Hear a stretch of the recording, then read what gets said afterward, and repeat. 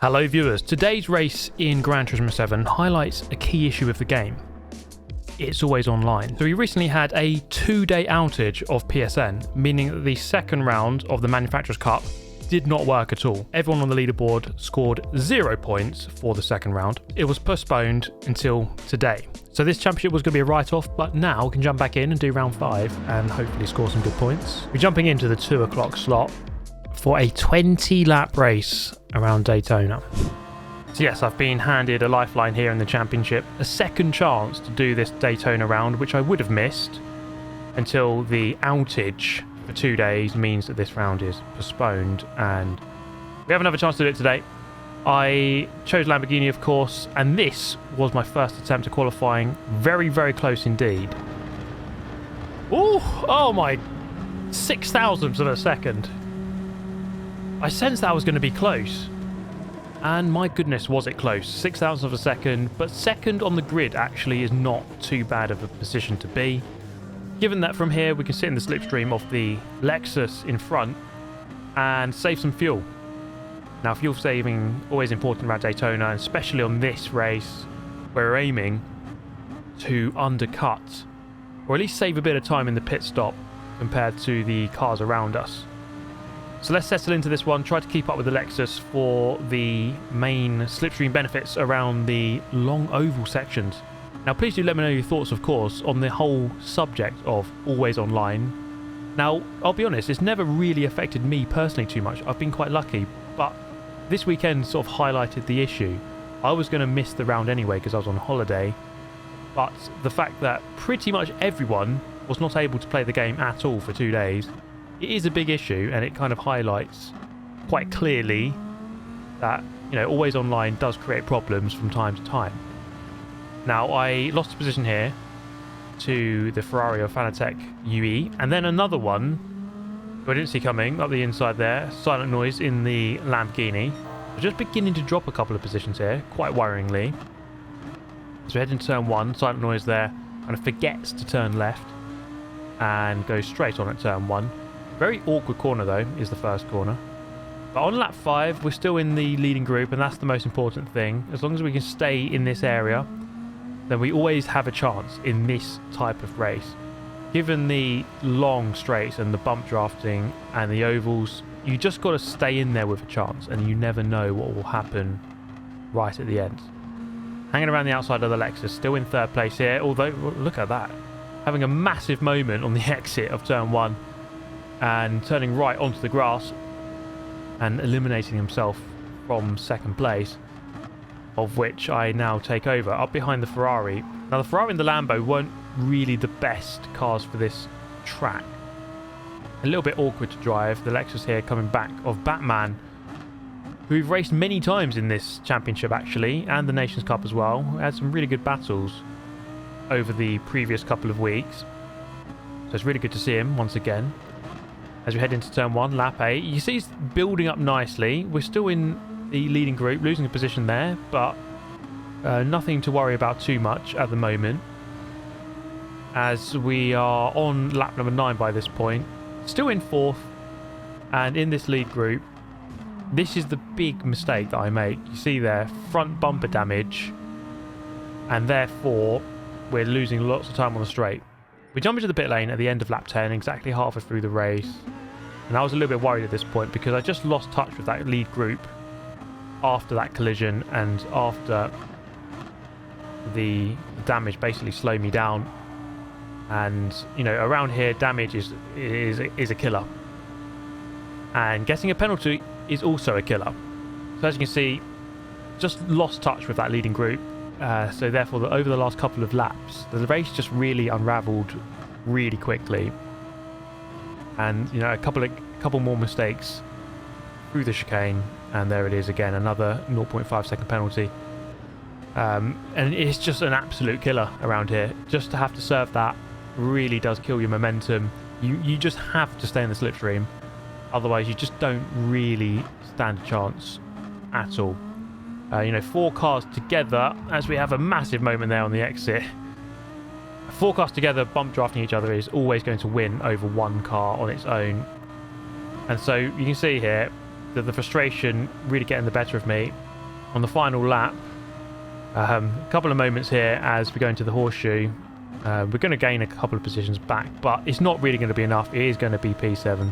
All right, it's the 7th. That was one of the races of all time. I could have got a result there with just not even good driving, just not bad driving. With that said, we move on to the second attempt, the second race. And in the qualifying, my first lap was okay, but on lap 3 here, final lap, final attempt, just pushing a little bit too hard through the bus stop, and this really proved to be my nemesis, I would say. This bus stop is such a nightmare. I got a penalty, the lap didn't count, and therefore I'm starting dead last. 16th on the grid. Also doesn't help when the entire lobby goes extremely laggy for a split second, as you can see my rather shocked expression. But this one is, I mean, this race is a clear example of, well, trying to not get punted off like that. Also indicates just how difficult it is in a slipstream slash fuel saving race to attack and move forwards without doing, you know, without pushing too much that you get a penalty like I just did there. Also, so that you don't burn too much fuel. It's just so difficult to fight through from 16th on the grid to get a good result. You're just relying on always being in the slipstream, and that is so difficult. We've got slipstream here with the Porsche, but that group in front is like 7 or 8 big, and so it's really difficult to kind of battle against that. You know, 2 or 3 against 8, just it always works in favour of the bigger group, almost always anyway. So we did catch up with Obelix here in the BMW, but by this point he had lost touch with the group in front, so we're just always tantalisingly close, but never quite close enough to the slipstream, which is just absolutely essential. As a couple of cars go in, we did gain a few positions here at the pit stop phase, but I wasn't really able to kind of get on board with that leading group, and that's just the main difficulty with starting towards the back. As we head into the pit lane, I was kind of hopeful that if I just short fueled a little bit, I'd come out at the back end of that group. That was not the case. So ultimately, after all of that, finished in 9th position. Look at that, Huracan, they're all at the bottom. That good result is possible. It's just you've got to get everything right. Final race, let's do it. Yeah, one last attempt here to try to get this right. This is the final race of the entire championship. Now, I was under pressure to get a good qualifying result, and you can see there my camera flashed before it actually completely froze. And so by using sheer telepathy or mind control, I was driving the car, look at that, absolutely locked in, flow state in full engagement. And so as you cross the line, it's going to be a high 44, which is a lap I was actually quite happy with. Oh, small improvement. Yeah, it was a super at the front. I was just super focused. I wasn't actually frozen, guys. That was just me, like, in the zone. Okay, 5th on the grid. That's not too bad. Try and move forward from there. I'm a bit worried by that super in the lead. We're gonna have a hard time keeping with that thing. But let's give it a jolly good go, shall we? This is my final attempt, the final race of the championship. I have one last attempt. Now, my first 2 tries, I felt like I was quite close to stringing it together until both races kind of unravelled. I know I can do it, it's just a case of actually doing it. So let's give it a good go. From 5th on the grid, it should be a bit easier to remain in this lead group, which is the main aim, at least for the, let's say for the first half until we get to the pit stop. And then we'll see what happens. Let's just give ourselves a nice chance.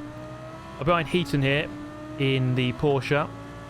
Just always taking a look behind just to try to break the tow from the cars behind, just to minimise the amount of cars you're fighting with. Ideally, we pull away as a group of 5 here at the front. However, the Ferrari there in second just has a really poor turn 1, and I was just really concerned that the Toyota Supra in the lead would just pull away. That was easily the strongest car for this race, as he actually has a moment there on the exit. And so there was a faint glimmer of hope that the Supra would not be invincible and perhaps did have a mistake or 2 in him. We really did have to fight quickly now, though, and get into that slipstream.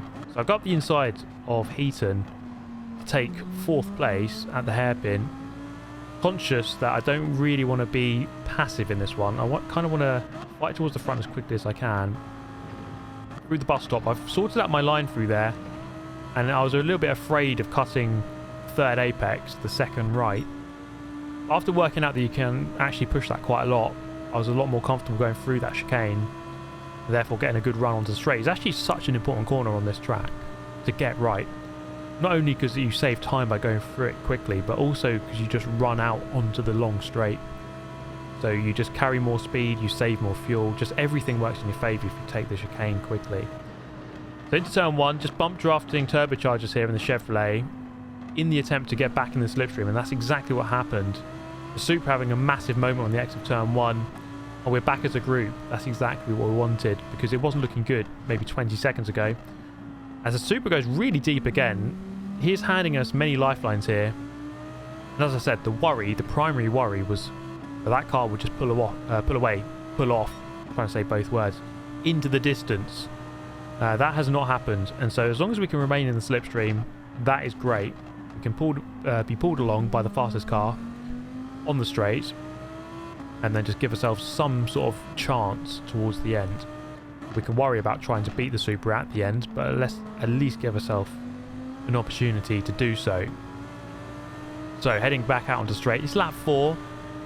And then lap 5, still in the group, as the Ferrari looking really close, just not really ever going for that move. But then I kind of make this bit of a mistake here, going into the back of the Chevrolet. Now, fortunately enough, I did not get any bumper damage. That was one of the crucial errors I made in the second race, or in the first race, sorry. I had bumper damage. Now, fortunately, after looking at the replay, that did give turbochargers some rear bumper damage. So I tried to push him up the straight here, but eventually he moved to the side in the attempt to try to let me try to bridge this gap once again to the top 2. So sorry to turbochargers there for the damage. It's just one of those moments, I suppose, and it's actually one of the big risks in a race like this, where people are trying to save fuel, especially on the middle sector. So people are going in a little bit slower than normal into certain corners, maybe with fuel saving on, and also not looking at the radar because they're saving fuel. So there's always that chance of just a mismanagement or a mistake going into one of those corners.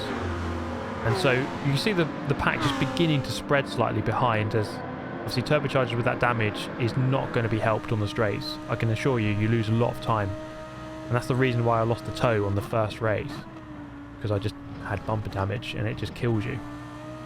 So through the chicane, this is actually like such a crucial moment in this race. I can't tell you how crucial it is. Because I'm 4 tenths behind. If I'm 7 tenths behind, I'm out of the toe and I just lose that gap.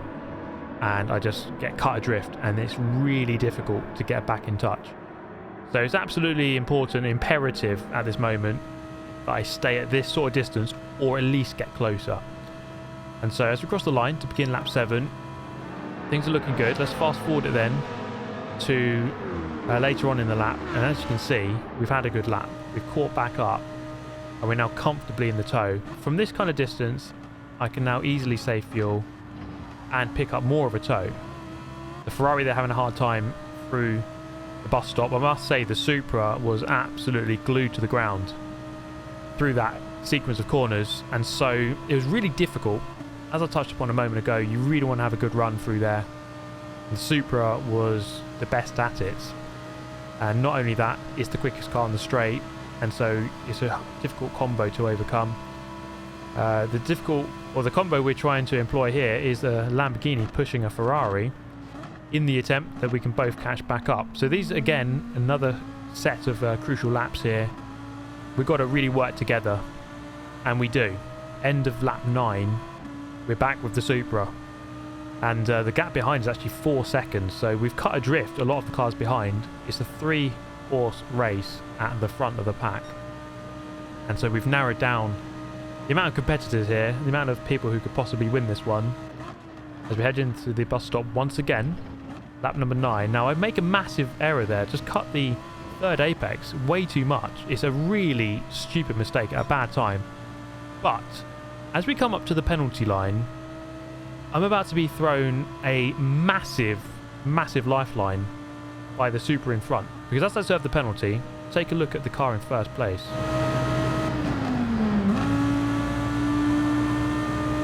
Ooh, that's a bit of a lifeline.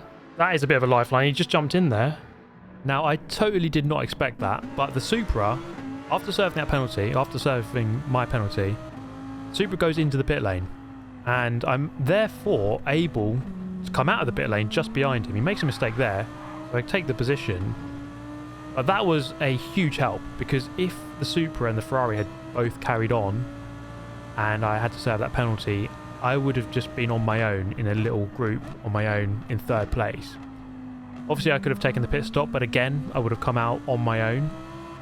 And so that was crucial for the race. I can't quite describe to you how important that was, that the Supra did that. And I'm not sure if it was intentional, if he saw that I had a penalty and just did it to help me. I don't know. But all it matters is that it did happen. And quite crucial now, as some of the other cars go into the pit lane, is that the Supra is bump drafting me. So the fastest car on the straight is, well, technically it's my car now, because I'm being pushed by the Supra. And this is really important, because obviously the Ferrari stayed out for a lap longer and we're both trying to get past it. So now you can see the clear advantage with that Supra. It just overhauls the Lamborghini with no issue. I'm okay with that. I'm okay to sit in the slipstream for the time being and just stay in the race. So there's the Ferrari coming out of the pit lane. This is going to be really close between the two of us. And there it is, the Supra. And I'm just up the inside and I'm going to take the position. So 2 laps ago, this was looking awful with that penalty.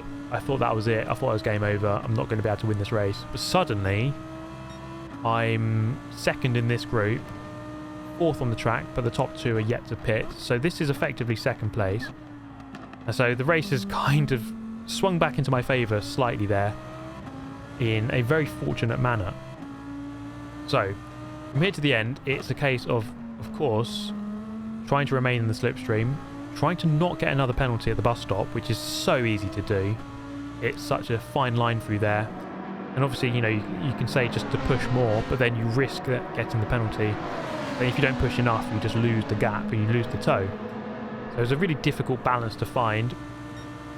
As we then head to the bus stop once again, I'm setting my fuel into lean mix 6 just to save as much fuel as possible, just to make sure that in the final couple of laps I don't have to do any fuel saving, so that I can focus purely on the racing.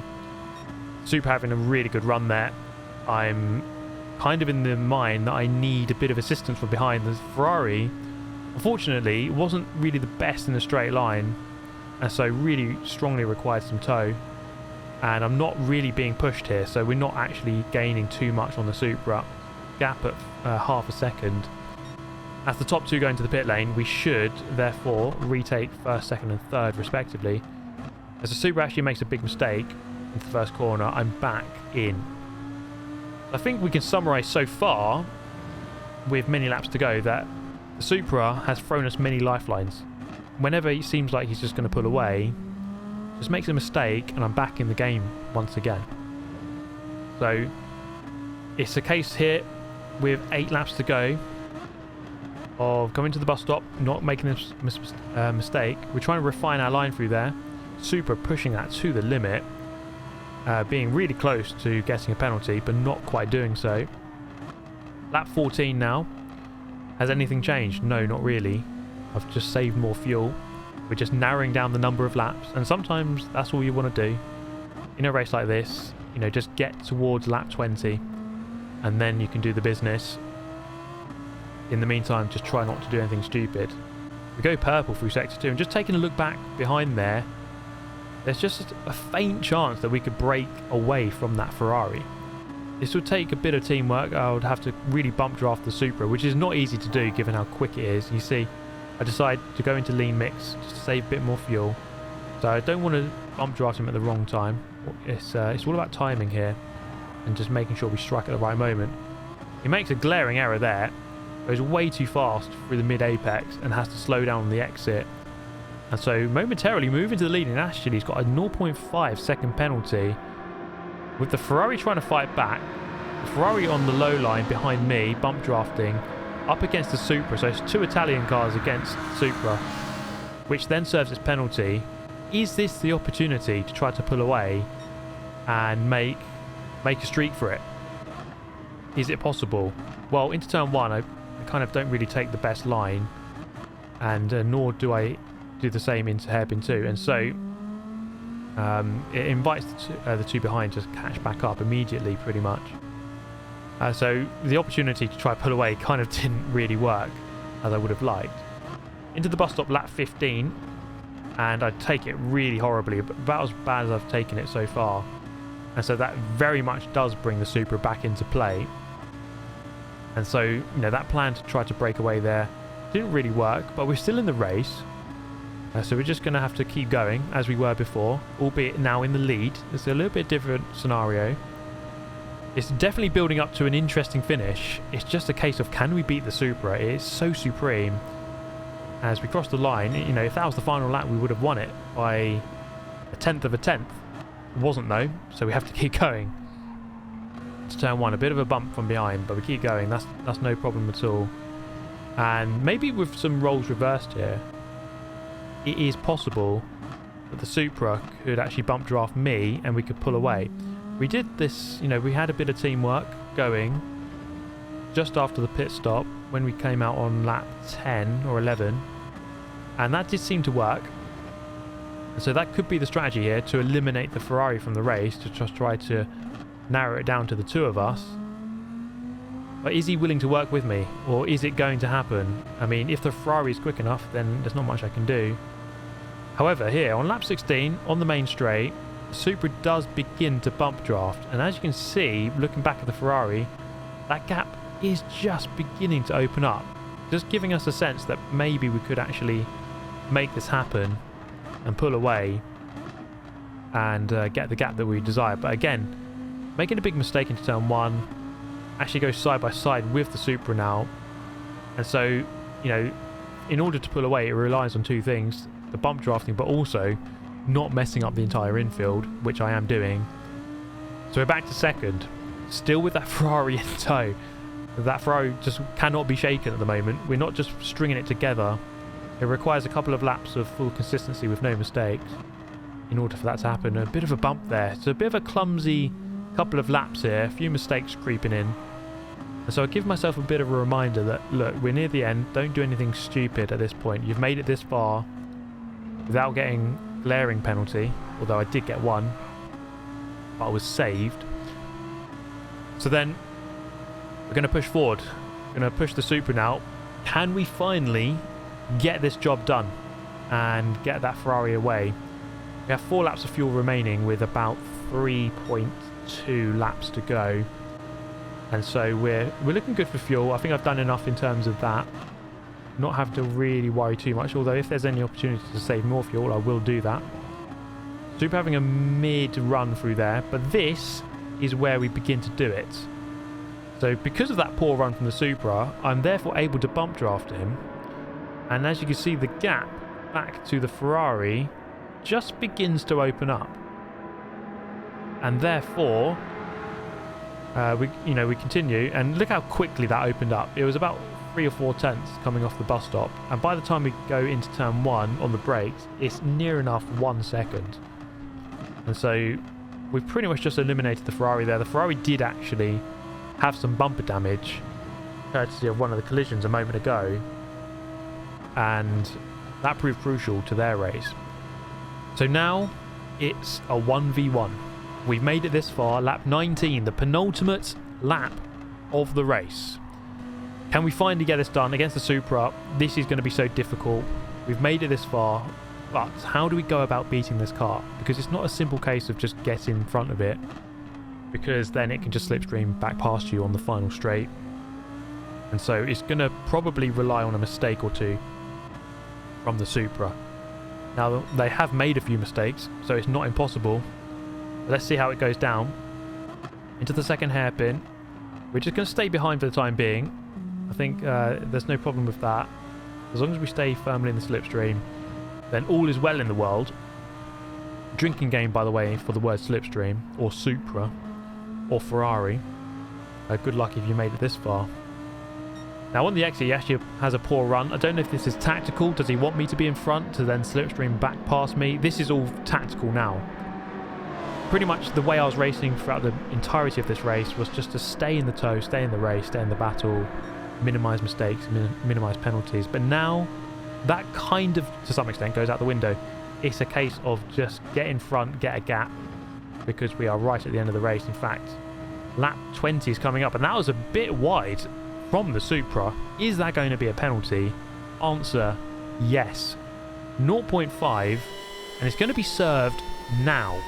This is such an important moment. As he serves the penalty, we go through into the lead of the race with 1 lap left to go. Is this going to be it? Is this the chance where we go and get this race victory? Not the best run through turn 1. In fact, really quite an awful one. And pretty much instantly, he's back on my tail, only 3/10 behind. However, he's actually going to give me another lifeline, of which he's given me probably about 5 million so far in this race. So 5,000,001 coming right up.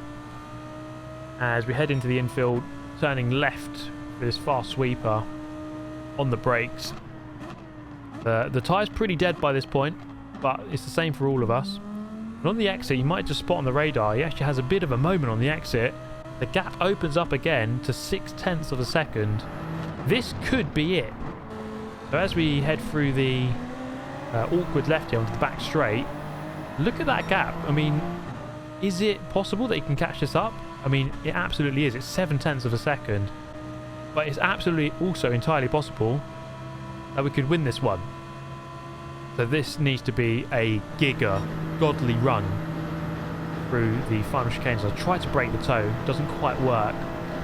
As we then head into the chicane, you see just how confident he is through there, and it's just like so much better than me, and that was his absolute strength through the race, confidence through that chicane.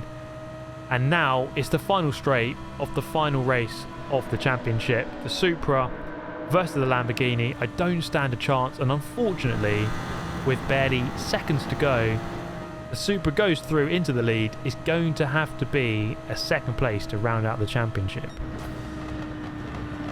Great race though. Oh man, that Supra's just too quick.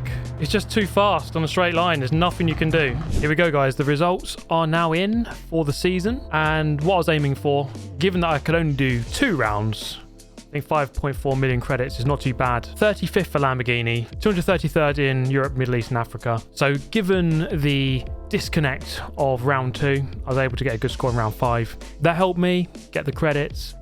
But as ever, hope you enjoyed the video. I'll catch you next time. Goodbye.